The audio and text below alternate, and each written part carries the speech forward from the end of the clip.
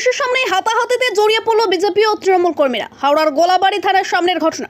বন্ধ সফল করতে রাস্তায় নামে বিজেপি কর্মীরা, পাল্টা তাদের বাধা দেয় তৃণমূল কর্মী সমর্থকরা। দুই দলের কর্মী সমর্থকদের মধ্যে মুহূর্তেই অশান্তি বেঁধে যায়, ব্যাপক উত্তেজনা এলাকায়।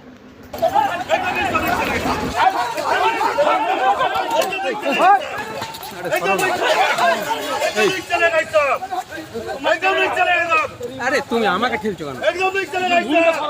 আমরা রিকোয়েস্ট করছিলাম আমাদের 12 ঘন্টা বন্ধ সমর্থন করুন। এখানে দৌলতদাস পুলিশ নিজের দোকানদারকে চমকাচ্ছে, আপনার দোকান খুলে রাখুন।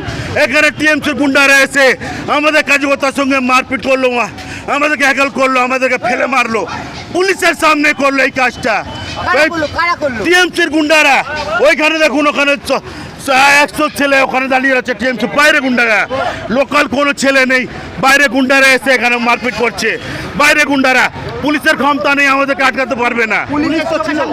পুলিশের সামনে আপনারা মিডিয়ারা কভারেজ করলেন, পুলিশের ক্ষমতা নেই ওদেরকে আটকাতে পারবে, কিন্তু আমাদেরকে মার খাওয়ালো পুলিশ।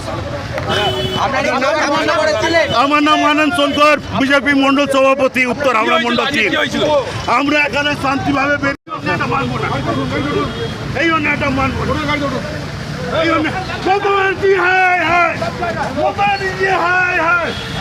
পুলিশ দূর হটো, পুলিশ দূর হটো, চট্টগ্রাম পুলিশ দূর হটো, পুলিশ দূর হটো, চট্টগ্রাম পুলিশ দূর হটো।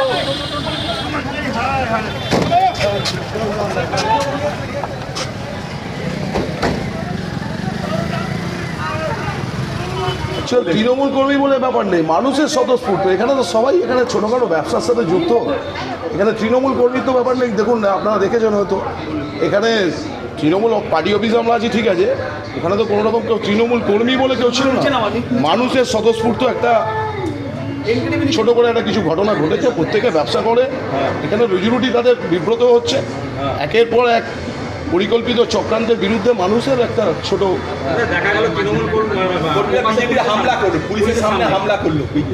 সেটা তো পুলিশের কাজ করবেন যদি এরকম কিছু হয়ে থাকে স্বাভাবিকভাবে।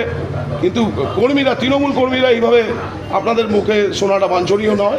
মানুষের স্বতঃস্ফূর্তভাবে এই ঘটনাটা ঘটেছে। আপনারা আরেকটু ভালো করে দেখুন যে অঞ্চলে ঘটনাটা ঘটেছে, সেখানে আশপাশে প্রচুর দোকানদার, প্রচুর ব্যবসাদার আছে, প্রচুর গরিব মানুষ এখানে রুজিরুটি করে, যে দিনের পর দিন তাদের রুজিরুটি ব্যর্থ হচ্ছে। সেই ক্ষেত্রে সাধারণ মানুষের এটা সাধারণ মানুষের বিক্ষোভ, কোনো তৃণমূল কর্মীর না।